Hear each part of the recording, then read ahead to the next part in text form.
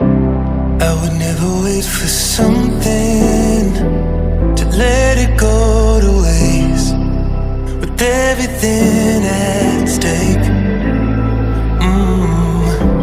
Not that I would take it all back, I just wanna make this thing last.